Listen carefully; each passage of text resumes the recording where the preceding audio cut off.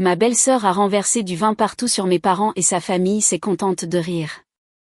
J'ai regardé mon mari et j'ai dit, tu as 5 minutes pour réparer ça. Sinon, nous nous reverrons au tribunal de divorce. Les derniers jours de l'année à Greenwich, dans le Connecticut, apportent toujours un vent hivernal mordant et glacial venant du détroit de Long Island. Cependant, en entrant dans la luxueuse et vaste propriété appartenant à la famille de mon mari, Thaddée, on ne ressentait qu'une atmosphère chaleureuse et invitante, l'éclat des lustres en cristal et le parfum de mes coûteux. C'était une maison que j'avais achetée avec mon propre argent durement gagné, en la mettant au nom de Thaddée, pour que mes beaux-parents aient un endroit confortable où passer leurs dernières années. Mon nom est Séraphine, et je viens d'une modeste ville agricole poussiéreuse du Kansas, où mes compagnons toute l'année étaient des champs de blé à perte de vue et des chemins de terre. Après de nombreuses années de lutte acharnée dans le monde de l'entreprise, je dirige maintenant un empire du commerce électronique qui génère des dizaines de millions de dollars de revenus. J'ai acheté la maison et les voitures de luxe. J'ai pris soin de toute la famille de mon mari, pour qu'il ne leur manque de rien. Et j'ai même obtenu un emploi bien rémunéré pour ma belle-sœur, Cordelia, dans ma propre entreprise. Malgré tout cela, à leurs yeux, je n'étais toujours qu'une moins que rien, une paysanne qui avait eu la chance d'épouser une famille avec des prétentions à un statut d'élite, all money, de la côte. Ce soir, c'était le grand dîner de réveillon de Noël de la famille Sterling. Mes parents biologiques avaient pris l'avion depuis le Kansas rural pour rendre visite à leur petite fille, apportant des produits faits maison du Heartland. Ils se tenaient près de la porte, timides et modestes, vêtus de leurs plus beaux vêtements du dimanche, usés par le temps, mais impeccablement propres. Mon père, Honoré, tenait un lot de viande de chevreuil séchée faite maison, tandis que ma mère, Eulalie, serrait soigneusement des bocaux de beurre de pomme artisanal et un panier de courges d'hiver anciennes cueillies directement de leur ferme. En voyant mes parents, mon cœur s'est gonflé d'émotion. Je me suis précipitée pour les aider avec leur paquet. Dans la grande salle à manger, les proches de mon mari prenaient déjà place autour de la table festive. Ma belle-mère, Aurélia, était assise fièrement sur un canapé en velours, tenant une tasse de porcelaine fine fumante avec une infusion chère de camomille et de lavande. Elle a à peine jeté un coup d'œil à mes parents et a murmuré une salutation froide et distante. Le reste des proches s'est contenté de hocher la tête, leurs yeux scrutant les vêtements rustiques de mes parents avec une critique et un mépris évident. Mes parents, doux par nature, ont souri gentiment, ont donné un signe de tête poli à tout le monde et ont trouvé un coin tranquille à la plus petite table pour s'asseoir. Le dîner a commencé au milieu des conversations bruyantes et des rires de la famille de mon mari. Ils discutaient de voyages de ski dans les Alpes suisses et de marques de luxe. Mes parents sont restés silencieux d'admiration, se servant avec une extrême prudence, terrifiés de laisser tomber la moindre miette sur la nappe en lin blanc immaculé. J'étais assise à côté d'eux, leur servant les premiers amuse-gueules, et une douleur indescriptible a grandi dans ma poitrine. Dans ma vie quotidienne de PDG, je bouleversais le marché. Mais ici, je ne pouvais même pas garantir à mes propres parents un repas paisible dans la maison même que j'avais payée. C'est à ce moment précis que Cordelia, ma belle-sœur, s'est levée et a commencé à circuler dans la pièce avec une bouteille de Cabernet Sauvignon Napa Valley millésimée, servant les invités. Cordelia portait une robe de soirée ridiculement chère, et autour de son cou scintillait un pendentif en diamant acheté avec de l'argent qu'elle m'avait extorqué le mois dernier sous un faux prétexte. Alors qu'elle s'approchait de la table de mes parents, Cordelia a délibérément donné un coup de pied dans le pied de la table, et la bouteille de vin qu'elle tenait a basculé brusquement. Le liquide rouge foncé a éclaboussé directement mes parents. L'élégant chemisier en soie sauvage ivoire que j'avais acheté pour l'anniversaire de ma mère a été instantanément ruiné par une énorme tache cramoisie. Le vin froid a coulé sur la table et a éclaboussé le visage fatigué et buriné de mon père. Un silence de mort est tombé sur toute la pièce. Horrifiée, j'ai attrapé des serviettes en tissu et je me suis précipitée pour essuyer ma mère, demandant frénétiquement si elles allaient bien. Cependant, au lieu de s'excuser, Cordelia s'est redressée et a ricané, un vilain sourire jouant sur ses lèvres. Elle a lancé des mots aussi tranchants que des rasoirs qui ont résonné dans la salle à manger, en roulant des yeux. Elle a déclaré avec un sarcasme dégoulinant que c'était typique des paysans ignorants qui ne comprenaient pas l'étiquette des dîners élégants, se blottissant dans les coins, gênant et gaspillant une bouteille de vin qui coûtait des centaines de dollars. Chaque mot qu'elle a prononcé m'a frappé comme un marteau, écrasant ma dignité. J'ai levé la tête, fulminant Cordelia avec des yeux pleins de fureur. Mais ce qui m'a causé la douleur la plus déchirante, ce n'était pas le comportement impudique de ma belle-sœur. C'était la réaction du reste de la famille Sterling. Ma belle-mère a calmement levé sa tasse de thé, soufflant délicatement dessus avec un visage d'indifférence totale, comme si elle regardait une pièce de théâtre qui ne la concernait pas. Tout autour, divers parents ont commencé à couvrir leur bouche, à ricaner et à pointer du doigt mes parents mouillés et désorientés. Je me suis tournée pour chercher la défense de l'homme que j'appelais mon mari. Thaddée était assis au bout de la table, fixant intensément l'écran de son iPhone. Il a tout entendu, tout vu, mais a hâtivement baissé les yeux, faisant semblant d'être invisible. Sans un seul mot à ma défense, sans le moindre geste de soutien, il a permis à sa propre famille de piétiner sa femme et ses beaux-parents. Ma mère, les mains tremblantes, a saisi les miennes. Elle a rapidement essuyé les gouttes de vin du visage de mon père avec un mouchoir usé, forçant un sourire pour apaiser la lourde tension. Elle m'a murmuré que c'était bien, que quelqu'un avait juste trébuché et m'a supplié de ne pas faire de scène pour ne pas gâcher le réveillon de Noël de tout le monde. Cette soumission, le fait qu'ils enduraient l'humiliation uniquement pour protéger mon mariage à tout prix, a poussé ma patience au-delà de ses limites. Mon cœur saignait. J'ai réalisé que mes sacrifices et mes concessions au cours des 7 dernières années avaient été complètement insignifiants. Ma tolérance n'avait fait que nourrir une troupe de vautours sans âme et avides. L'air de la pièce s'est épaissi avec les rires irritants des proches. J'ai pris une profonde inspiration, j'ai lâché la main de ma mère et je me suis redressée. Mon regard a glissé sur chaque faux visage dans cette pièce jusqu'à ce qu'il s'arrête sur Thaddée. J'ai marché lentement vers lui et j'ai arraché le téléphone des mains de cet homme lâche. Thaddée a sursauté, levant les yeux avec un mélange d'irritation et le désir de s'enfuir. Je l'ai regardé droit dans les yeux, et ma voix a retenti, forte et claire, en insistant sur chaque syllabe sans la moindre trace de tremblement. Je lui ai donné exactement 5 minutes pour forcer sa sœur à se mettre à genoux et à présenter des excuses appropriées à mes parents, ajoutant que s'il échouait, nous nous rencontrerions au tribunal de la famille pour un divorce. Mes paroles ont agi comme un seau d'eau glacée jeté sur la pièce bruyante. Tout le monde s'est figé instantanément. Ma belle-mère a claqué sa tasse de thé sur la soucoupe avec un bruit fort, me regardant avec une fureur brute, comme si j'avais commis un crime impardonnable. Cordelia a croisé les bras sur sa poitrine et a relevé le menton dans une posture provocante. Elle comptait beaucoup sur l'indulgence de sa mère et la lâcheté de Thaddée, elle ne m'avait donc jamais prise au sérieux.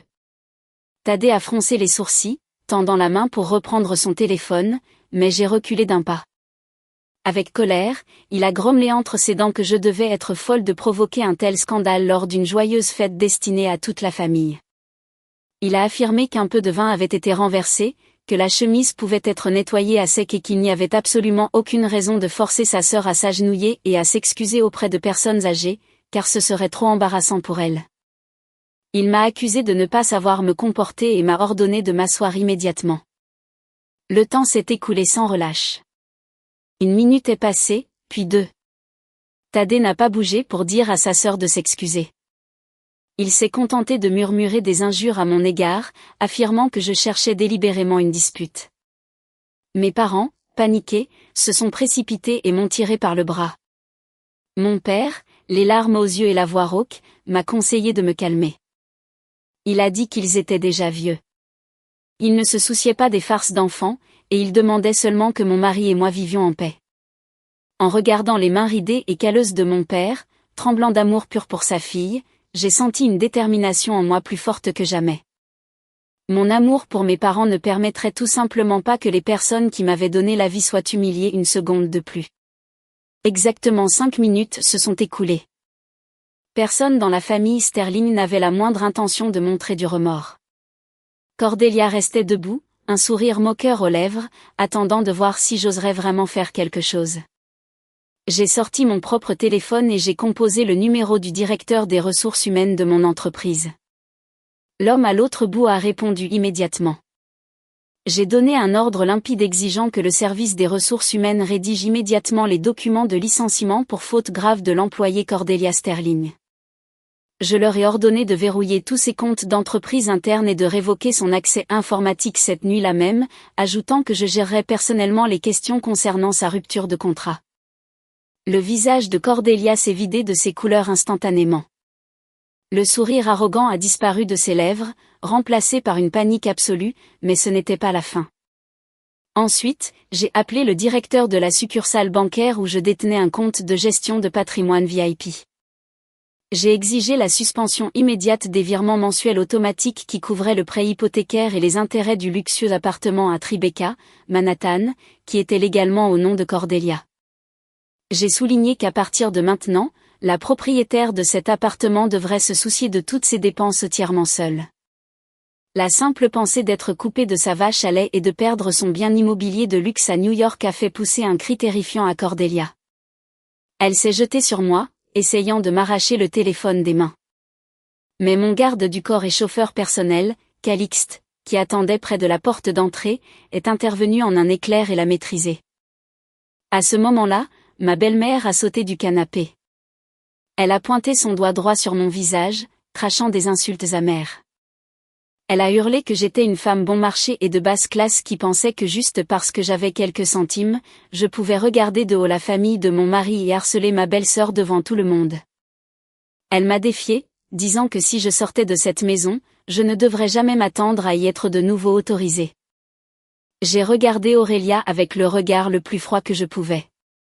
J'ai répondu fermement que la maison même où elle se tenait avait été achetée avec mon sang, ma sueur et mes larmes, et que les mets gastronomiques qu'ils s'empiffraient tous étaient payés de ma poche. J'ai ajouté qu'à partir de demain matin, mon avocat gérerait la division des biens conformément à la lettre de la loi. D'un mouvement décisif, je me suis tournée pour prendre les mains de mes parents. Je leur ai dit de ne rien emballer. Les objets que nous avions là avaient été souillés, alors nous les laissions derrière nous sans une seconde hésitation. La tête haute et d'un pas ferme, j'ai conduit mes parents par la grande porte d'entrée, laissant derrière moi une scène chaotique, les cris perçants de ma belle-mère et le visage pâle et terrifié de l'homme que j'avais autrefois appelé mon mari. Alors que nous passions les imposantes grilles en fer forgé de la propriété, le vent glacial a frappé nos visages, mordant notre peau, mais laissant mon esprit incroyablement vif et lucide.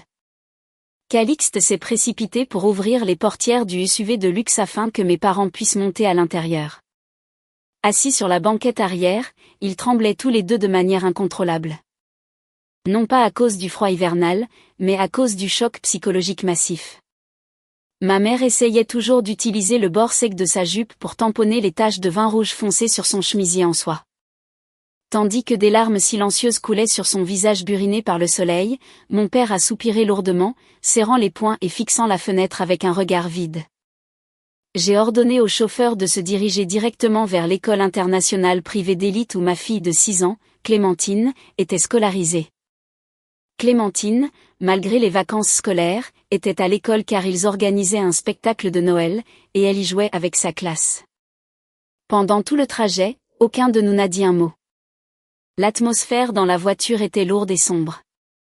Le seul son était le doux ronronnement du moteur haut de gamme. J'ai tendu la main et j'ai tenu la main glacée de ma mère, essayant de transmettre un peu de chaleur.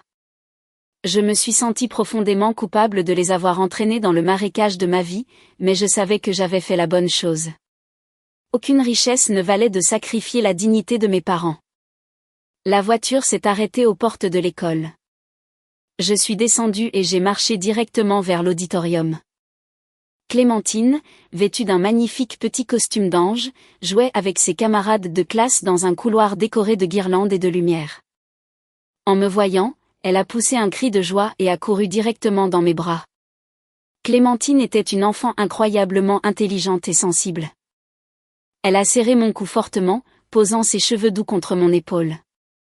Je lui ai frotté le dos, essayant d'avaler la boule d'émotion qui me nouait la gorge. J'ai amené Clémentine au SUV. Quand la petite fille a vu ses grands-parents sur la banquette arrière, ses grands yeux se sont illuminés de joie pure. Elle est rapidement montée et s'est blottie sur les genoux de son grand-père. Cependant, son intuition enfantine a immédiatement détecté que quelque chose n'allait pas. Elle a pointé un petit doigt vers la tache sale sur les vêtements de sa grand-mère. Clémentine a froncé ses petits sourcils et a demandé à sa grand-mère si elle était blessée, pourquoi sa jolie chemise était si sale et qui lui avait fait ça. Ma mère a commencé à pleurer. Elle a rapidement tourné la tête, essuyant secrètement ses larmes, puis a forcé un sourire éclatant, expliquant à sa petite fille qu'elle était juste maladroite et s'était renversée du jus. Clémentine m'a regardée avec un regard inhabituellement sérieux pour son âge. Elle m'a serré le bras et a déclaré à voix haute qu'elle n'aimait pas les gens qui rendaient ses grands-parents tristes. Elle voulait être avec moi et ses grands-parents tout de suite et n'avait aucune envie de retourner dans cette grande et méchante maison. Ces mots innocents mais farouchement fermes d'une enfant de 6 ans ont agi comme un puissant coup d'adrénaline pour mon corps épuisé. Les enfants possèdent toujours le don extraordinaire de lire l'âme des adultes. Clémentine vivait dans une atmosphère froide depuis longtemps et avait remarqué le favoritisme et la discrimination flagrants de sa grand-mère, elle comprenait donc parfaitement où se trouvait le véritable amour. J'ai demandé au chauffeur de nous emmener dans un luxueux Penthouse en hauteur à Manhattan que j'avais discrètement loué un mois auparavant. La vérité était que les graines de cette rupture avaient été plantées il y a longtemps. J'avais juste serré les dents, essayant de maintenir la famille intacte pour le bien de ma fille. Mais les événements de ce soir ont été la goutte d'eau qui a fait déborder le vase et ont accéléré ma décision finale. L'appartement temporaire était à un étage élevé avec vue sur la ligne d'horizon de la ville. Il était impeccablement propre et entièrement meublé. J'ai rapidement fait couler de l'eau chaude pour que mes parents puissent se doucher et se changer avec des vêtements propres et frais. Après avoir couché Clémentine dans l'une des petites chambres, je suis sortie dans le salon. Mes parents étaient assis sur le canapé, la lumière jaune et chaude des lampadaires illuminant les rides profondes que le temps avait sculptées sur leur visage. Mon père m'a fait signe de m'approcher. Il a tapoté la place vide à côté de lui, me faisant signe de m'asseoir. Ma mère a saisi ma main, et des larmes ont recommencé à couler sur son visage. En reniflant, elle m'a supplié de bien y réfléchir, disant que les disputes conjugales étaient normales et que je ne devrais pas détruire la famille à cause d'elle parce que la petite Clémentine perdrait son père et que la vie d'une femme divorcée était pleine de difficultés. Mon père n'a pas dit un mot. Il m'a juste caressé les cheveux avec sa main rugueuse, et dans ses yeux il y avait une compréhension et une douleur infinie. Il m'a dit de faire ce que je pensais être juste, et si le ciel me tombait sur la tête, je pourrais toujours revenir à la campagne et travailler la terre avec eux. Nous sommes peut-être pauvres, mais nous ne laisserons jamais notre fille subir l'humiliation. En regardant mes parents vieillissants, qui voulaient encore me protéger comme si j'étais une petite fille, les murs de forteresse que j'avais méticuleusement construits pendant 7 ans en tant que belle-fille dans une famille hostile se sont soudainement effondrés en poussière. Je me suis jetée dans les bras de ma mère, enfouissant mon visage dans sa poitrine, et j'ai sangloté bruyamment comme une enfant. De ces sanglots étouffants se sont déversés toute l'amertume et le profond sentiment d'injustice d'une femme qui portait le poids financier de toute la famille de son mari sur ses épaules, ne recevant en retour que du pur mépris. Je savais qu'à partir de ce soir, ma vie entrerait dans une voie complètement nouvelle, pleine de tempêtes déchaînées, mais aussi de véritable liberté. La bataille juridique pour récupérer ce qui était à moi et protéger l'avenir de ma fille ne faisait que commencer. La première nuit dans l'appartement loué s'est passée dans un brouillard étouffant. Dehors, les rafales de vent glacial hurlaient contre les vitres, apportant la morsure glaciale de fin décembre. Je me suis tournée et retournée dans mon lit, incapable de dormir. Finalement, j'ai enfilé des pantoufles douces et je suis sortie dans le salon. La lumière chaude de la cuisine ouverte créait une lueur mystérieuse. Je me suis figée en voyant que mon père, Honoré, était toujours assis, les genoux repliés sur le canapé, fixant le vide. Sur la table basse se trouvait un verre d'eau qui avait depuis longtemps stagné. Je me suis approchée doucement. J'ai pris la bouilloire électrique et j'ai préparé du thé au gingembre chaud. L'odeur intense du gingembre a rempli la pièce, chassant un peu le froid hivernal. J'ai versé le thé dans une tasse et je l'ai posé délicatement à 2 mains sur la table en verre devant lui. Il a levé les yeux vers moi et ses yeux gentils, entourés d'un réseau de rides profondes, trahissaient les dures épreuves de la vie d'un agriculteur travailleur. Il a pris une gorgée de thé chaud, a fait claquer sa langue, puis a lentement plongé la main dans la poche de son vieux cardigan en laine. Il en a sorti une pochette en velours bordeaux délavé, du genre que les personnes âgées des villes rurales utilisent souvent pour garder leurs biens les plus précieux en sécurité. Ses mains rugueuses et calleuses tremblaient légèrement alors qu'il défaisait le nœud. Il a soigneusement extrait un livret de caisse d'épargne usé et un reçu, lourdement plié et jauni par le temps. Il a posé le document lissé sur la surface en verre, et sa voix grave a brisé le silence de la nuit. Il m'a dit de regarder attentivement ce bout de papier. C'était l'acte et le contrat de vente de centaines d'acres de champs de blé de première qualité, la seule propriété ancestrale qu'ils avaient héritée de mes grands-parents au Kansas. Les champs même où je courais quand j'étais petite fille et où j'aidais aux récoltes. Je me suis figée, mes yeux se fixant sur le texte dactylographié de la page jaunie. La date sur le document correspondait parfaitement à une période d'il y a 4 ans, lorsque mon entreprise de commerce électronique avait connu d'énormes difficultés financières en raison de graves perturbations de la chaîne d'approvisionnement. Mes entrepôts étaient pleins de marchandises endommagées. Mes liquidités s'étaient complètement asséchées et tous les signes indiquaient que je devrais déclarer faillite. J'ai levé les yeux vers mon père, absolument stupéfaite. Il a soupiré doucement et m'a raconté toute l'histoire en détail. Cette année-là, me voyant dépérir de pur stress, mendiant auprès de chaque banque une ligne de crédit et ne recevant que des rejets, mes parents ont pris la décision secrète de vendre la pièce de terre la plus précieuse que notre famille possédait. Ils ont retiré l'argent de la vente avec toutes leurs économies pour en faire une somme forfaitaire et, par l'intermédiaire d'une connaissance de confiance, l'ont viré sur les comptes de mon entreprise sous le couvert d'un investisseur providentiel anonyme. Ils étaient terrifiés à l'idée que si je savais, ma mauvaise conscience ne me permettrait pas d'accepter l'aide. Alors, ils l'ont caché pendant 4 longues années. Mon père a dit que toute sa vie, j'avais toujours été son plus grand trésor. La terre, aussi précieuse soit-elle, n'était pas plus importante que la vie et l'avenir de sa propre fille. Il voulait juste que je puisse marcher fermement dans la vie sans avoir à m'agenouiller devant personne ni à mendier quoi que ce soit. Mes larmes coulaient à flots. Elles étaient chaudes et salées. J'ai serré le reçu jauni et les pressé fortement contre ma poitrine, mon cœur se tordant d'agonie et de remords. Pendant 4 ans, j'avais utilisé leur sang pour reconstruire mon entreprise et en faire une entreprise valant des dizaines de millions. J'avais acheté un manoir à plusieurs étages, des voitures de luxe. Chaque mois, je transférais des sommes massives pour subvenir aux besoins de la famille de mon mari. Je prenais soin de ma belle-mère. J'achetais des vêtements de luxe de créateurs à ma belle-sœur et payais leurs vacances extravagantes. Je pensais que ma générosité sans borne me garantirait l'amour et le respect de la famille Sterling. Et pendant ce temps, la réalité m'avait juste infligé une gifle brutale et agonisante. Alors que les gens liés à moi par le sang, de simples agriculteurs aux mains usées d'une humble ville, étaient prêts à vendre leurs derniers biens pour me tirer de l'abîme. Sans même demander un merci, la famille de mon mari me traitait simplement comme une vache à lait.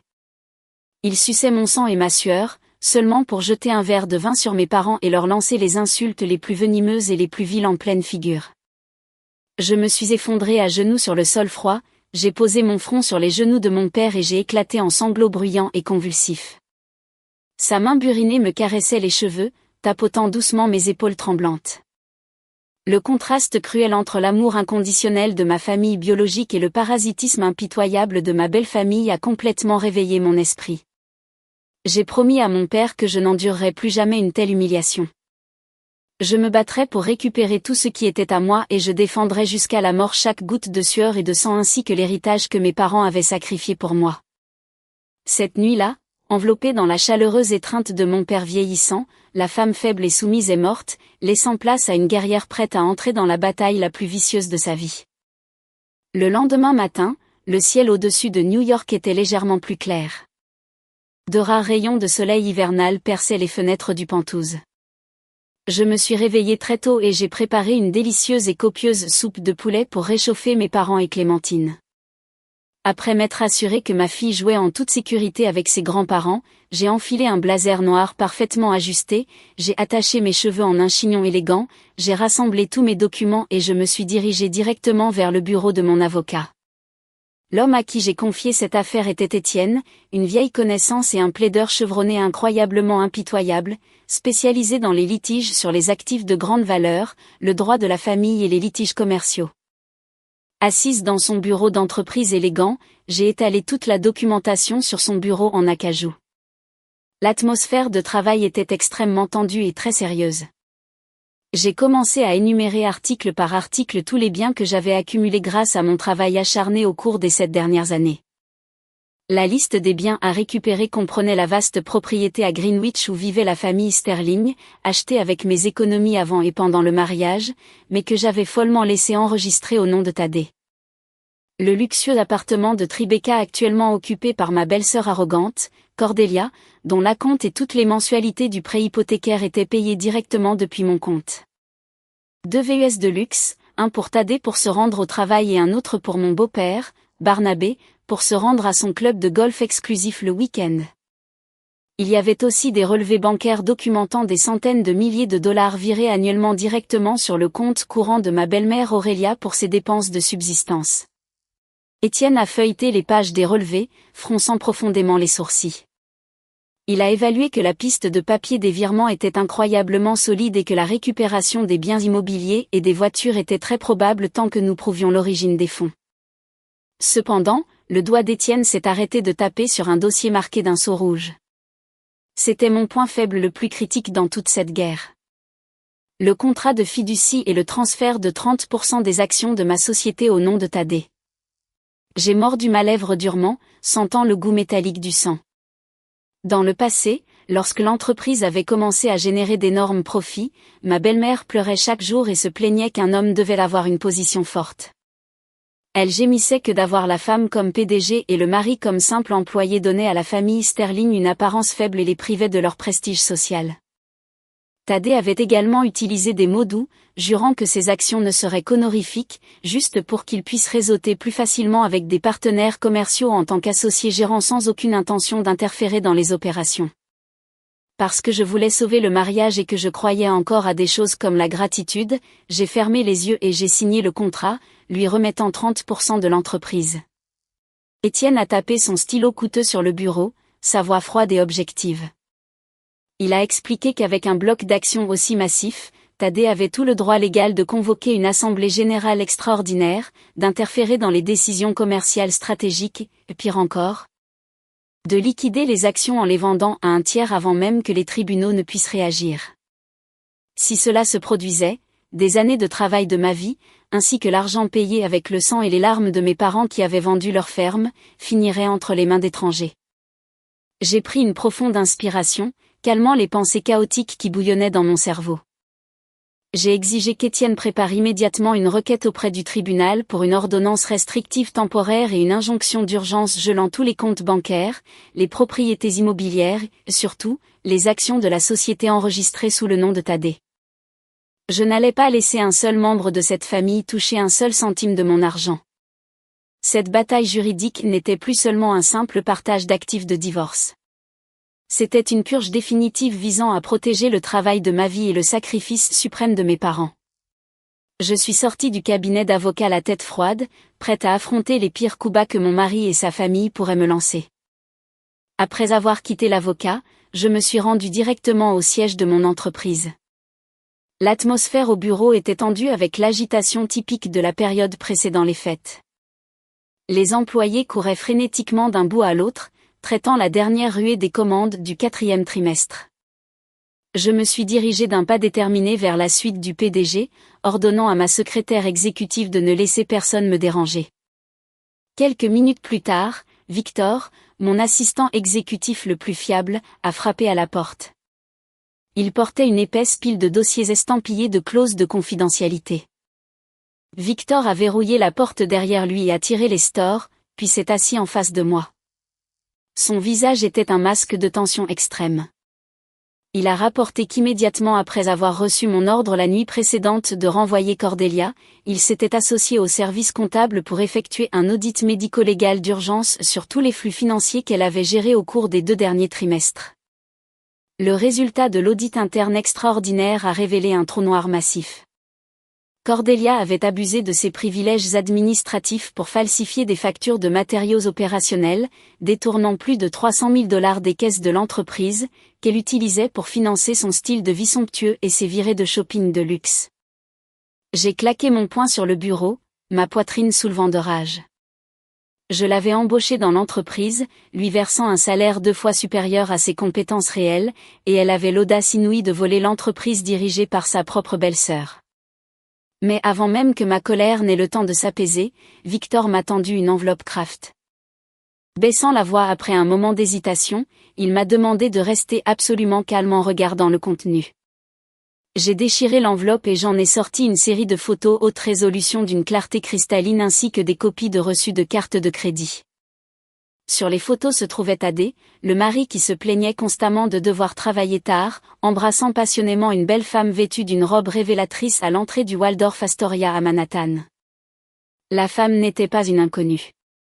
C'était Laureline, une consultante en gestion de patrimoine haut de gamme qui apparaissait fréquemment au banquet d'entreprise.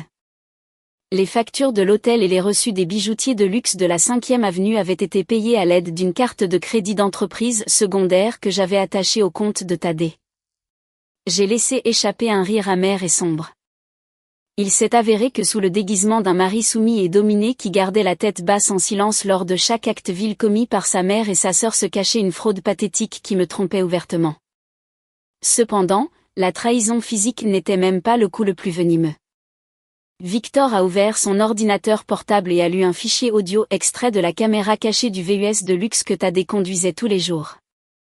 Victor avait discrètement récupéré ces données après que je lui ai demandé d'installer un module GPS pour suivre l'efficacité des itinéraires il y a un mois. Par les haut-parleurs de l'ordinateur portable, les voix de Laureline et Thaddée ont résonné clairement. Laureline l'encourageait tendrement, murmurant qu'un vrai homme devait assurer son propre héritage et ne pouvait pas vivre au crochet de sa femme éternellement.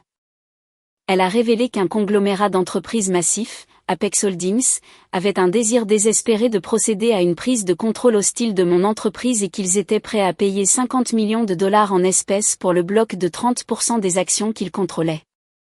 Laureline pressait Thaddée d'utiliser ses privilèges de système exécutif pour télécharger toute la base de données clients VIP et nos feuilles de route stratégiques pour le premier trimestre de l'année suivante. Ce qui servirait de parfait cadeau de bienvenue au conseil d'administration d'Apex Holdings. Thaddée a ri bruyamment et a promis que la semaine prochaine, il finaliserait la vente et qu'avec l'argent, il achèterait une vaste propriété dans les Hamptons afin de pouvoir légalement épouser Laureline et se libérer de ma laisse. Un frisson glacial a parcouru ma colonne vertébrale. Il ne s'agissait plus seulement de petites querelles familiales ou de remarques sarcastiques sur mes origines rurales. Il s'agissait d'une conspiration d'entreprise éhontée, d'un crime économique organisé visant à détruire le travail de ma vie et à jeter des centaines de mes employés au chômage. Thaddée voulait utiliser l'entreprise que j'avais bâtie avec mon propre sang et ma sueur ainsi que l'héritage ancestral de mes parents comme tremplin pour financer sa cupidité insatiable et ses pitoyables histoires d'amour. J'ai fermé les yeux, respirant l'air froid des bouches d'aération de la climatisation. Quand je les ai rouverts, il ne restait plus de place pour une seule larme. Tout ce qui restait était une détermination aussi tranchante qu'un couteau de boucher. J'ai regardé Victor et j'ai donné l'ordre. Convoquer immédiatement une réunion d'urgence du conseil d'administration pour le début de l'après-midi et contacter le service informatique pour geler complètement l'accès de Thaddée à tous les serveurs de l'entreprise et aux réseaux internes. La purge d'entreprise avait officiellement commencé. J'avais l'intention de montrer à Thaddée et aux personnages sombres qui le soutenaient que s'attaquer à ma famille et à mon empire était la pire erreur qu'il n'aurait jamais faite. Au début de l'après-midi, l'air dans la grande salle de conférence des cadres était aussi tendu qu'un arc bandé. Tous les chefs de département, les vice-présidents des opérations et les membres clés du conseil d'administration ont assisté à la convocation d'urgence. Le projecteur illuminait le grand écran avec les graphiques croissants de nos revenus de vacances. Mais le but de cette réunion n'était pas de distribuer des bonus. C'était de retirer chirurgicalement une tumeur maligne qui détruisait secrètement la subsistance de centaines de personnes. J'ai pris ma place à la tête de la table, jetant un regard impérieux sur tout le monde. Au cours des 7 dernières années, j'avais dirigé ce navire à travers les tempêtes les plus brutales du marché. Et bon nombre des cadres assis à côté de moi étaient avec moi depuis que notre bureau n'était qu'une pièce exiguë et louée. Ils avaient été témoins de la façon dont je me battais pour obtenir du capital et de la façon dont j'avais injecté l'argent de la vente de la ferme de mes parents vieillissants au Kansas pour nous maintenir à flot. Pour cette raison, je ne pouvais pas permettre à un parasite de nous priver de notre succès collectif. D'un ton dur et impitoyable, j'ai informé le Conseil de la révocation immédiate de tous les privilèges exécutifs et du retrait du titre de vice-président de Thaddée, ainsi que du licenciement pour faute grave de Cordelia pour violation flagrante de l'éthique de l'entreprise. Le chaos a éclaté dans la pièce. Beaucoup étaient stupéfaits car Thaddée était publiquement considéré comme mon bras droit. Il était, après tout, le mari de la PDG. Leur épargnant les détails personnels désordonnés, j'ai ordonné à Victor de projeter sur l'écran les preuves médico-légales incontestables des documents financiers falsifiés de Cordelia. Ensuite, le directeur technique est intervenu pour signaler que le compte de Thaddée avait constamment tenté d'exécuter des téléchargements non autorisés de bases de données propriétaires cryptées pendant toute la semaine précédente. Les chuchotements choqués ont cessé instantanément, remplacés par une fureur froide et protectrice dans les yeux de ces professionnels acharnés. L'ordre de geler les comptes, de désactiver les cartes d'accès et de bloquer Thaddée de l'écosystème a été exécuté sur le champ en quelques frappes au clavier. Alors que la réunion se terminait, les lourdes portes en chaîne de la salle de conférence se sont soudainement ouvertes avec fracas. Thaddée a fait irruption dans la pièce avec une pure rage dans les yeux. Juste quelques pas devant 2 agents de sécurité s'activant pour le maîtriser. Il ne ressemblait en rien à l'exécutif soigné qu'il pensait être. Sa cravate en soie était défaite, son visage était rouge écarlate.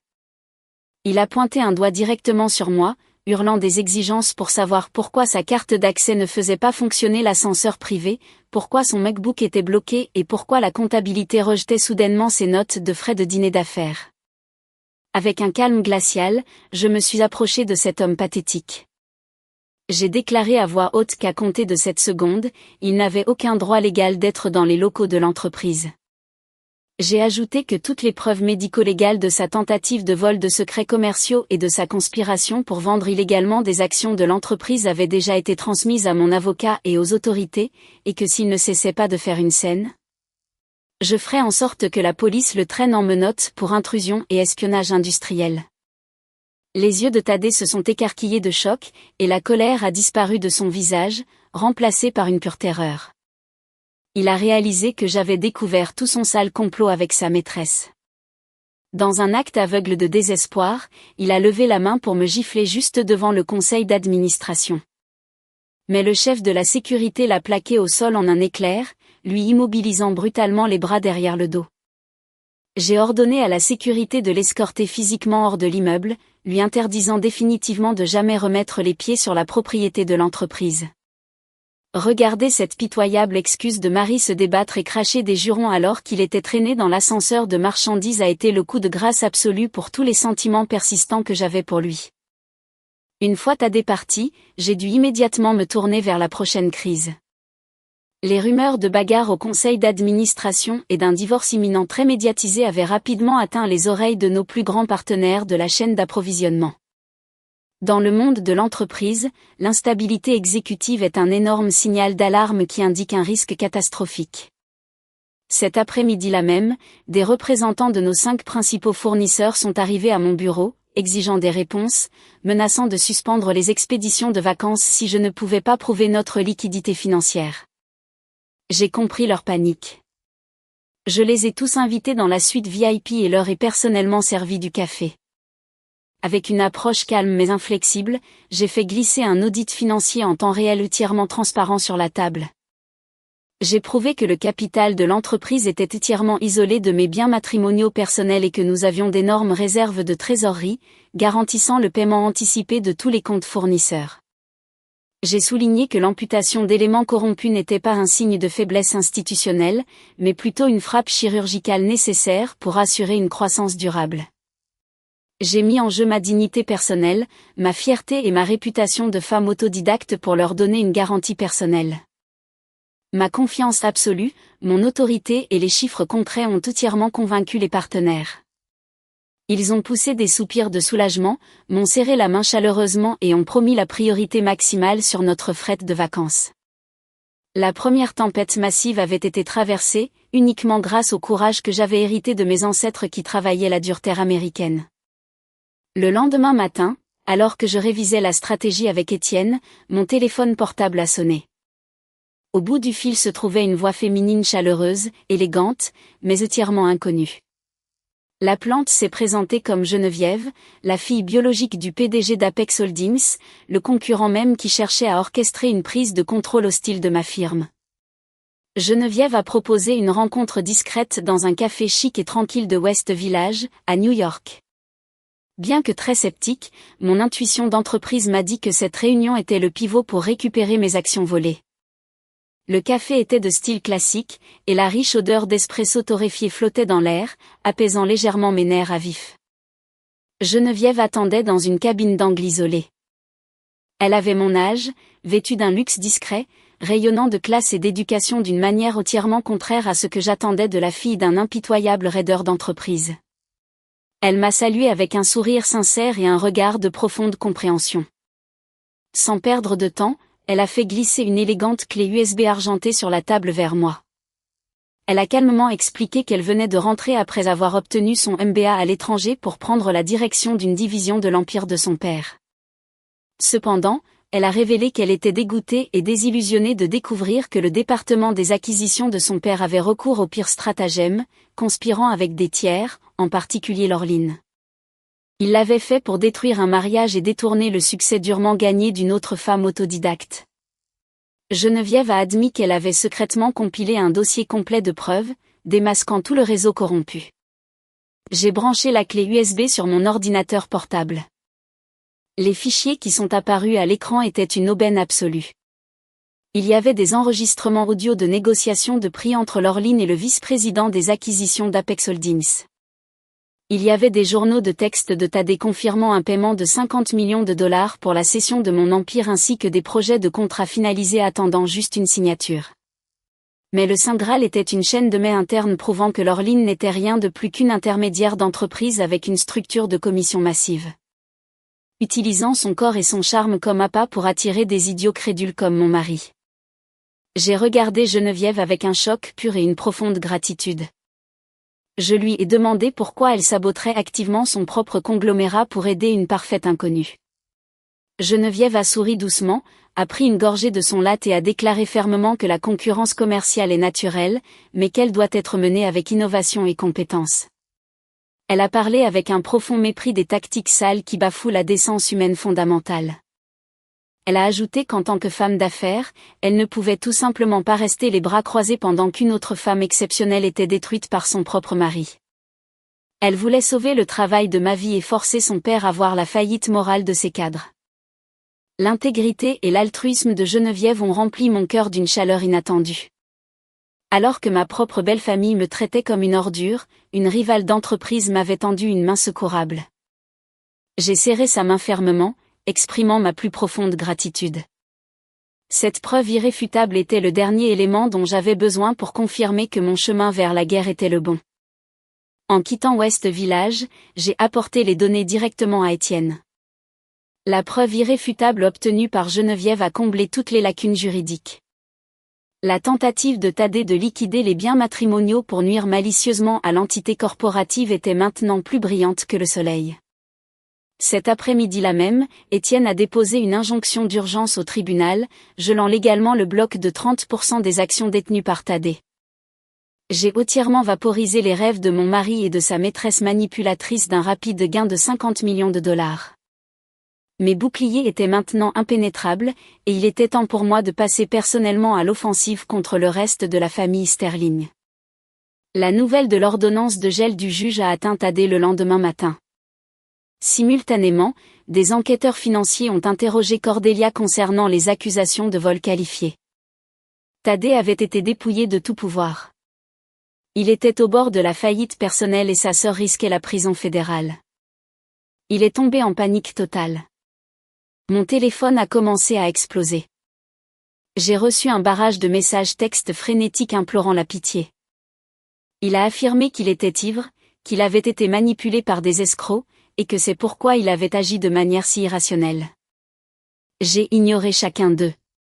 Vers midi, il a envoyé un message texte très dramatique. Il a affirmé que l'immense stress de la peine de prison imminente de Cordelia avait causé une crise cardiaque massive à sa mère, Aurélia, et qu'elle était actuellement en soins intensifs cardiaques à l'hôpital Mount Sinai dans un état critique. Il m'a supplié, au nom de nos vieux souvenirs et du fait qu'elle était la grand-mère de Clémentine, de le rencontrer juste une minute dans un café en face de l'aile de l'hôpital pour parler. En lisant ces textes, j'ai souri d'un sourire froid et dégoûté. Même après tout cela, il pensait toujours que j'étais une femme naïve et hystérique, sensible à la culpabilisation.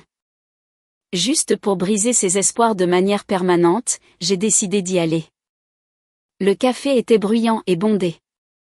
Thaddée était affalé dans un coin sombre. Il avait l'air d'avoir été percuté par un semi-remorque. Il avait une barbe épaisse, ses yeux étaient injectés de sang et il tremblait physiquement.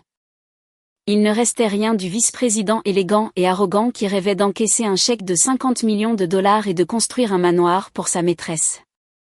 En me voyant, il s'est levé en panique, tirant une chaise avec un empressement pathétique, me suppliant de m'asseoir. Il a immédiatement commencé à sangloter à propos de la santé déclinante d'Aurélia, répétant le jargon médical que les médecins leur avaient soi-disant dit tout en leur conseillant de se préparer au pire. Il m'a supplié d'abandonner les accusations criminelles contre Cordelia et de lever le gel sur les actions, au moins partiellement, afin qu'il puisse payer pour sauver la vie de sa mère. Je me suis contentée de rester assise, les bras croisés, calmement, écoutant une nouvelle performance théâtrale d'un menteur pathologique. Quand il a enfin terminé son monologue, j'ai sorti mon téléphone et j'ai composé le numéro du chef de cardiologie de l'hôpital Mount Sinai, un ami personnel dont j'avais récemment doté le service d'appareils de diagnostic ultramoderne. J'ai mis le téléphone sur haut-parleur et je l'ai posé au milieu de la table afin que mon mari puisse entendre chaque syllabe. Le médecin m'a salué chaleureusement. Il a soupiré lourdement et a répondu à ma question d'un ton strictement professionnel. Séraphine, vous savez, je ne peux divulguer aucun dossier médical de patient en raison des lois HIPAA. Cependant, en tant que chef de service, je peux vous informer d'un grand trouble public que nous venons de gérer. Une femme âgée nommée Aurélia Sterling est arrivée en simulant des douleurs thoraciques et a fait une crise d'hystérie dans notre hall des urgences, exigeant une suite VIP de luxe. Lorsque nos infirmières du triage ont rapidement déterminé qu'elle était en parfaite santé et qu'elle faisait juste du cinéma, elle est devenue agressive envers mon personnel. La sécurité de l'hôpital vient de l'escorter hors des lieux il y a 15 minutes. Le visage de Thaddée a viré à un rouge profond et humiliant. Puis, instantanément vidé de toute couleur, il a balbutié, ses mains tremblant violemment. J'ai mis fin à l'appel, fixant directement sa silhouette lâche sans une once de pitié. Encore une fois, ils avaient essayé de me manipuler en utilisant l'empathie humaine et la maladie comme arme. J'ai ouvert mon sac de marque, j'ai sorti la pile de photos brillantes et haute résolution de lui en train de s'embrasser agressivement avec Laureline, et je les ai jetées sur la table devant lui au milieu du café bondé. J'ai jeté les relevés de cartes de crédit, prouvant qu'il avait utilisé l'argent de sa femme pour acheter des bracelets de tennis en diamant pour une femme plus jeune, juste par-dessus. Je l'ai froidement informé que sa maman était en parfaite santé et que leur seule véritable maladie terminale était la cupidité pathologique et l'hypocrisie sans fond. J'ai également informé mon futur ex-mari que non seulement j'avais déposé les papiers de divorce remplis de photos d'infidélité, mais que j'avais également soumis le dossier complet, prouvant son espionnage industriel et sa conspiration avec sa maîtresse aux autorités fédérales. Thaddée a serré les poings, fixant les photos alors que la sueur lui coulait du front. Soudain, il a tendu la main sur la table, essayant de saisir mes mains dans un plaidoyer désespéré. Dégoûté, j'ai violemment repoussé ma chaise. J'ai juste souri et lui ai dit de garder son énergie pour le tribunal fédéral parce que j'allais le dépouiller jusqu'aux os.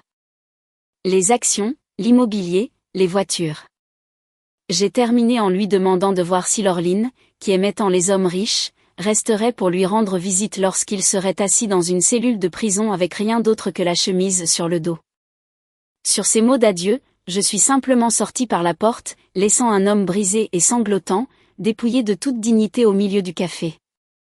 Le brillant soleil d'hiver a été comme une bénédiction, et le nuage toxique de mensonges s'était enfin évaporé de ma vie pour toujours. La mascarade détruite, j'ai canalisé 100% de mon énergie et de ma concentration dans la gestion de mon empire. Les semaines épuisantes précédant Noël étaient arrivées. Les volumes de commandes étaient astronomiques, et je gérais les opérations tard dans la nuit. Voyant mon épuisement, mes parents s'inquiétaient terriblement pour ma santé. Chaque jour, il préparait des repas chauds et réconfortants et apportait des plats frais et incroyables directement à la réception de l'entreprise. Il s'asseyait souvent tranquillement dans le coin de ma suite exécutive. Et je trouvais un immense réconfort de savoir que mes incroyables parents biologiques me protégeaient de la pression écrasante de la machine corporative moderne. Un après-midi, alors que je terminais une vidéoconférence mondiale très complexe, j'ai tendu la main vers un bol de soupe au poulet de ma mère lorsque Victor a fait irruption dans la pièce avec un air de pur dégoût.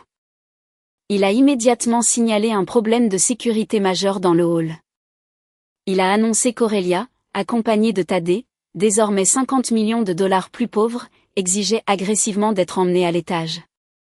Ils étaient armés de paniers cadeaux gourmands absurdement chers. Ils s'inclinaient et se prosternaient devant les gardes de sécurité, implorant une réunion de famille pour clarifier quelques malentendus mineurs. Mon visage s'est tordu de colère, et après une fraction de seconde, j'ai dit à Victor d'appeler la police. Cependant, quand ma mère a entendu cet échange, son cœur doux a pris le dessus. Elle m'a conseillé de ne pas faire de spectacle public qui donnerait plus de ragots à raconter aux employés de l'open space. Elle a suggéré de les laisser au moins monter dans la salle VIP pour les faire taire discrètement. J'ai levé les yeux au ciel, signalant mon accord réticent d'un coup de poignet, et Victor a escorté la famille menteuse dans la salle de conférence. La porte s'est ouverte. Aurélia, l'air d'une chatte mouillée, s'est traînée avec son fils également vaincu, luttant sous le poids des paniers cadeaux brillants. Il n'y avait aucune trace de l'arrogance snob et aristocratique des jours passés. Leurs vêtements de marque semblaient froissés et dormis. Aurélia s'est immédiatement mise à genoux, dirigeant ses supplications hystériques directement vers les mains calleuses de ma mère. Elle sanglotait sauvagement, affirmant que le diable avait obscurci son jugement et l'avait forcée à rester silencieuse sur les vols de Cordelia. Elle pleurait de peur, me suppliant de lever les gels légaux sur la propriété et l'entreprise, et de les reprendre tranquillement en famille pour éviter de détruire leur héritage. Thaddée lui-même s'est penché, marmonnant des excuses pathétiques à mon père, jurant qu'il était un homme changé, prêt pour un nouveau départ en tant que mari dévoué. En regardant ce feuilleton bon marché, et connaissant la nature profondément indulgente de ma mère, j'ai vu à quel point il serait facile pour une âme pure de tomber dans ses illusions par peur que sa petite fille grandisse dans un foyer brisé. Ma douce mère a rapidement essuyé une larme et a ouvert la bouche, prête à offrir la grâce aux crapules. J'ai tendu impitoyablement mon bras droit, empêchant ma mère de parler. Les jambes fermement croisées, perchées sur mes talons hauts, j'ai regardé les intrus avec un visage sculpté dans la glace. Ricanant sombrement à travers mes dents serrées, j'ai connecté mon téléphone via Bluetooth aux haut-parleurs intelligents du plafond de la pièce. Complètement dépourvu d'émotion, j'ai regardé ma belle-mère dans les yeux et je lui ai dit que ma simple famille de paysans refusait absolument d'accepter ces pots de vin. J'ai ensuite annoncé qu'ils étaient sur le point de profiter d'un petit podcast comique gracieuseté de ma réceptionniste qui avait discrètement appuyé sur le bouton d'enregistrement alors qu'ils discutaient bruyamment de leur plan de match sur leur téléphone portable il y a à peine 3 minutes. Dans le hall. J'ai appuyé sur lecture. Les haut-parleurs haut de gamme ont diffusé l'arrogance aigre et dégoûtante et hypocrite d'Aurélia dans la pièce. L'audio a clairement capturé Aurélia parlant à l'autre sœur de Thaddée, Marjorie. La voix d'Aurélia a ricané, « Écoute, nous allons ravaler notre fierté, faire de fausses excuses à cette psychopathe et à ses parents campagnards pour qu'elle baisse sa garde. » Dit à Cordelia de faire profil bas. Je manipulerai facilement cette paysanne avec quelques larmes. Dès qu'elle débloquera les comptes bancaires, je mettrai ces paysans à la porte et j'amènerai Laureline à la maison comme nouvelle belle-fille. Elle vient d'une vraie famille. J'ai coupé l'audio. Le silence qui a suivi a été brutal, vaporisant instantanément les derniers lambeaux de décence des intrus. Le visage de la fraude a viré à un bleu pâle et écœurant, marbré de taches rouges profondes. Thaddée avait l'air de se tenir sur une trappe avec une corde au cou. Aucun masque ni fausse larme ne pouvait jamais effacer l'horrible hypocrisie qui venait d'être mise en lumière. Ma mère, arrachant violemment sa main à la prise d'Aurélia, était visiblement écœurée. Stupéfaite par une telle cruauté et profondément dégoûtée de sa propre naïveté, elle a physiquement reculé, laissant les terribles acteurs à genoux sur le sol. Mais la réponse ultime est venue de la source la plus inattendue. Mon père, Honoré, un homme endurci par des décennies d'hiver du Midwest. Pendant la majeure partie de sa vie, Honoré s'était contenté de baisser la tête, absorbant les insultes douloureuses pour maintenir la paix pour sa petite fille. Mais à ce moment-là, il s'est levé, rayonnant d'une autorité imposante et majestueuse qui a inspiré une terreur absolue à nos rivaux. D'un bras puissant, il s'est interposé pour nous protéger, ma mère et moi. Il a pointé un doigt épais et calleux droit sur Aurélia, lui brisant les tympans d'une voix tonitruante. Il a exprimé son profond dégoût et sa condamnation pour de tels parasites venimeux et hypocrites, contrastant cela avec sa propre éducation simple, noble et honnête. Il les a catégoriquement déclarés de viles créatures qui utilisaient simplement les êtres humains comme des outils de vol, se moquant de leur cruauté envers les personnes âgées honnêtes. Il a déclaré qu'à partir de cette seconde, toute prétention de famille était définitivement morte. Promettant des représailles juridiques brutales, il a ordonné que la saleté soit retirée de la pièce, gesticulant impérieusement vers la porte, ordonnant à l'équipe de sécurité de l'entreprise de jeter les ordures hors du bâtiment de sa fille. N'offrant aucune résistance, entièrement sans défense, Aurélia a saisi son fils sous le choc. Trébuchant sur le tapis dans une pure panique, ils ont laissé tomber les paniers cadeaux et se sont enfuis vers l'ascenseur. Terrifiés par la révélation de leur vile conspiration et la menace de force physique contre une famille de voleurs méprisables se dirigeant vers le tribunal fédéral. Une larme a glissé de mon œil en regardant mon père. Sa force inébranlable a fait monter ma fierté en flèche, confirmant 10 fois que ma famille biologique serait toujours une forteresse impénétrable, prête à écraser la cruauté avec une force dévastatrice. La destruction brutale et définitive de cette farce par mon père bien-aimé a déclenché l'effondrement total de la famille Sterling. Ma belle-mère, habituée à vivre dans une abondance luxueuse pendant des décennies, s'est soudainement retrouvée endettée et souffrant d'une dépression nerveuse, se lançant dans une campagne de vengeance absurde et dérangée. Furieuse que je lui ai coupé l'accès à la poule aux œufs d'or, Aurélia a décidé de frapper à la seule chose qui nous liait, mon amour pour ma fille. Tard ce vendredi après-midi, juste au moment où le soleil d'hiver se couchait, je suis allée chercher Clémentine à son école primaire privée d'élite et hautement sécurisée. En raison du trafic chaotique lors de la prise en charge des parents, j'ai garé mon SUV chaud un peu plus loin et j'ai attendu à quelques mètres du portail en fer. Soudain, à mon plus grand horreur, j'ai entendu les cris terrifiés de ma petite fille. J'ai sprinté vers la clôture de l'école, mon cœur battant la chamade. Aurélia était là, l'air dérangé et furieux aux portes, tirant agressivement Clémentine par la manche de son manteau d'hiver. La petite fille était hystérique, criant et s'accrochant désespérément à la clôture en fer forgé, essayant de se libérer de l'emprise de sa grand-mère folle et hurlant à l'aide. Elle suppliait quelqu'un de la sauver de la dame effrayante. Aurélia n'a pas arrêté l'agression. Elle a commencé à crier de toutes ses forces, essayant de tromper les parents environnants en affirmant que nous, la famille maternelle, tentions d'enlever l'enfant. Elle a proféré de vils mensonges à mon sujet, me traitant de mère promiscuité et cruelle qui essayait de voler sa petite fille pour la cacher dans un parc de caravanes rurales par dépit. Les parents environnants murmuraient sous le choc, et les gardes de sécurité de l'école, momentanément paralysés par la scène bizarre, étaient trop lents à réagir. Sans une once de pitié, j'ai bousculé la foule de parents et j'ai plaqué la méchante femme. D'une poussée brutale, je l'ai éloignée du corps de mon enfant et j'ai protégé ma fille avec tous les instincts maternels de mes os. La matriarche dégénérée a trébuché en arrière, humiliée, et a perdu pied, s'effondrant sur le trottoir glacé. Ma petite fille a enroulé ses bras autour de mon cou, tremblant violemment de peur. Avec une autorité inébranlable, j'ai pris le contrôle du chaos. J'ai crié à la foule que j'étais la tutrice légale et la mère de cet enfant tout en composant le 911 sur mon téléphone portable. J'ai bruyamment signalé une menace, une agression physique et une tentative d'enlèvement de mineurs, exigeant une intervention policière immédiate contre les actions violentes de ma belle-mère. Face à la panique de voir sa crise enregistrée sur des dizaines d'iPhones par des parents fortunés et d'entendre les sirènes approcher, Aurélia a réalisé qu'elle avait dépassé les bornes. Son arrogance s'est effondrée. La queue entre les jambes, elle s'est levée et a fui les lieux, abandonnant sa performance théâtrale sous les regards dégoûtés de la foule. La police de New York est arrivée peu après.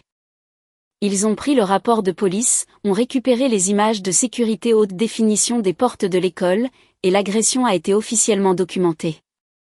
C'est devenu l'ultime argument massue pour la prochaine bataille judiciaire.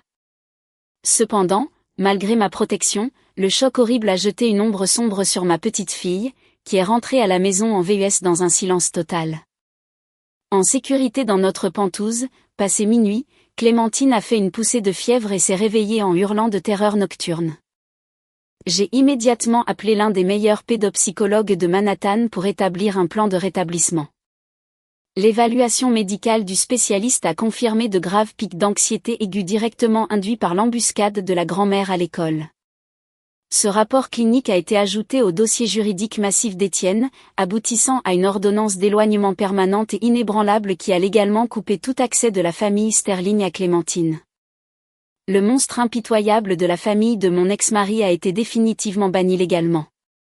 Au fil des jours, poussant le reste du monde vers la ruée chaleureuse et festive de Noël, la maison d'Aurélia a sombré sous le poids écrasant de sa propre corruption. Au début de la semaine suivante, ma belle-sœur Cordélia a fait face à son dernier acte.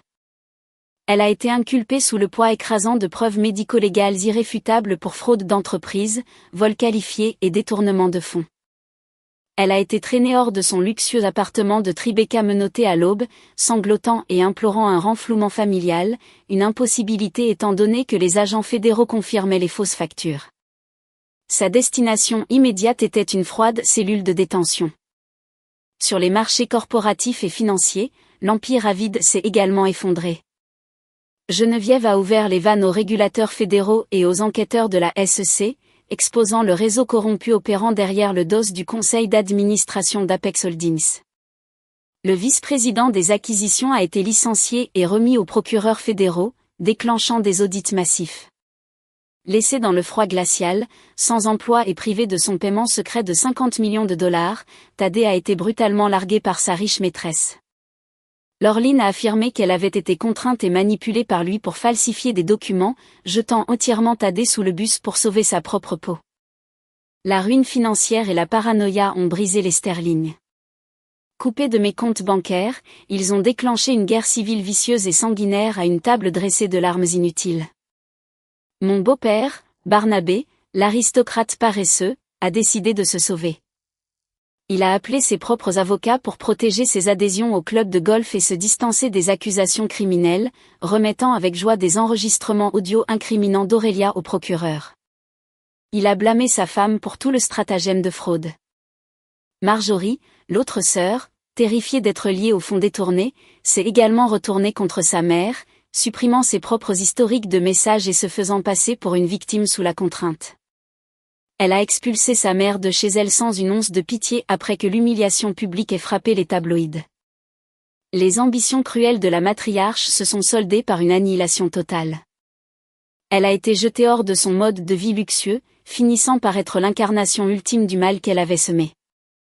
Toutes les preuves compilées et livrées à Étienne ont été une bouffée d'air frais et une garantie d'un sombre verdict pour les vautours avides qui ont essayé de nous arnaquer. La lumière a brûlé la pourriture, dégageant un chemin définitif pour la justice dans ce qui serait la bataille finale avant que le rideau ne tombe. La date du procès est arrivée, et nous avons été convoqués au tribunal de la famille de Manhattan. Par une journée glaciale sous un ciel bleu pâle, j'ai respiré ma liberté retrouvée. Flanqué de mon père et du formidable Étienne, nous nous sommes assis dans la salle d'audience avec une posture d'une force inébranlable, fixant froidement la rangée de défendeurs humiliés. Les architectes des mensonges étaient maintenant prosternés dans la défaite. Sans mon argent, sans emploi et sans luxe, Thaddée s'accrochait désespérément aux ruines de sa vie, tandis qu'Aurélia portait un masque de pur désespoir. Le juge a exigé une clarification des faits. L'avocat de Thaddée a piteusement essayé de plaider pour une division équitable des biens, jouant la carte du père dévoué, et exigeant sa part de 30% de l'entreprise. Mon sourire glacial a rempli le silence.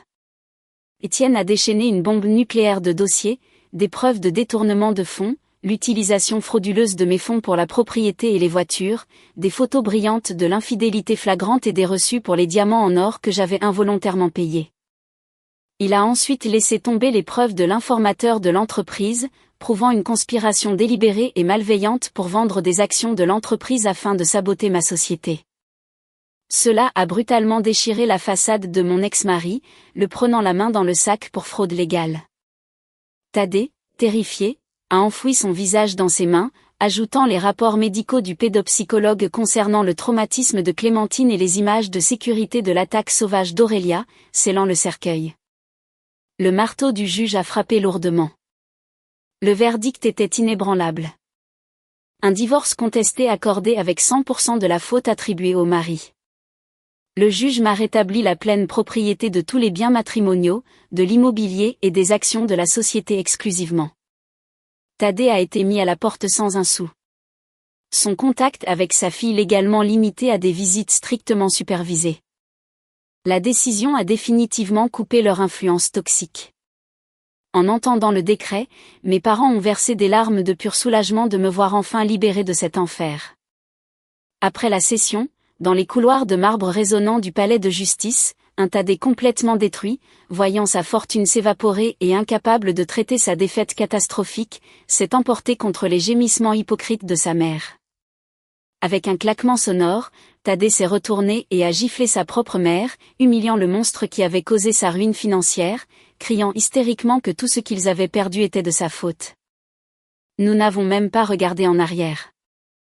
J'ai marché d'un pas froid et triomphant, réchauffé par le soleil de l'après-midi, laissant l'épave de leur folie dans le passé. Cette force infinie a apporté un printemps précoce à ma vie. Suite à ma libération légale définitive, j'ai vendu le domaine de Greenwich qui appartenait à mon sombre passé, j'ai démoli ces murs oppressants et j'ai réinvesti le capital dans une expansion mondiale massive de mon entreprise. Avec ma famille, j'ai acheté une vaste et magnifique propriété dans la vallée de l'Hudson, un grand sanctuaire rural niché dans la nature. Des chênes imposants poussaient au bord d'un lac privé, créant un véritable paradis pour que mes parents bien-aimés puissent enfin prendre leur retraite en paix. Les serres de verre silencieuses éclataient de vie et de couleurs. Mon père, Honoré, qui ne restait jamais immobile, s'occupait avec amour des vergers de pommiers et des jardins potagers biologiques. Ma petite Clémentine a retrouvé son calme en toute sécurité, et les vastes cours ouvertes résonnaient de son rire clair et merveilleux. La vérité et notre libération du tourment ont culminé en un réveillon de Noël enveloppé du parfum de pain frais et d'un feu de cheminée crépitant. La cuisine sentait les recettes traditionnelles du Heartland de ma mère. Il y avait une magnifique côte de bœuf rôti, des carottes glacées au beurre noisette et une casserole de patates douces, remplissant la pièce d'arômes alléchants. L'odeur de la cannelle et de la muscade de la tarte aux noix de pécan maison et du cidre chaud a ramené la joie ancestrale d'un foyer pur et aimant. À une immense table à manger rustique en chêne, j'ai servi le festin et j'ai placé mes parents bien-aimés aux places d'honneur. Complètement libérés de l'obscurité du passé, nous avons levé nos verres d'un vin millésimé exceptionnel et avons trinqué, remerciant le destin avant d'ouvrir nos cadeaux. J'ai sorti une boîte magnifiquement emballée de sous le sapin et j'ai tendu à ma mère un vêtement. C'était exactement le même chemisier en soie sauvage ivoire qui avait été ruiné par le vin renversé lors de cet horrible conflit des fêtes avec la famille Sterling. Après notre victoire, j'avais apporté le chemisier à un tailleur spécialisé d'élite. Maintenant, une broderie magistrale de fil de soie formait une rose cramoisie époustouflante et puissante, couvrant parfaitement l'ancienne tache et la transformant en une œuvre d'art inégalée. Ma mère a pleuré des larmes d'amour pur, m'enveloppant dans une étreinte serrée. Cette broderie était un insigne de force inébranlable, une fleur sage s'élevant au-dessus des monstres, un symbole de notre beau nouveau départ. Les années ont apporté une sagesse infinie. Après le divorce et avoir survécu à l'enfer, mon entreprise a conquis un marché illimité et a obtenu des millions d'investissements étrangers. J'ai lancé des programmes de mentorat et de financement pour les femmes entrepreneurs, les sortant de situations oppressantes. Libérées du chantage ou des petites conspirations d'entreprise. Un karma irréversible a écrasé Thaddée, le dépouillant de toute sa fausse fierté et de ses costumes sur mesure.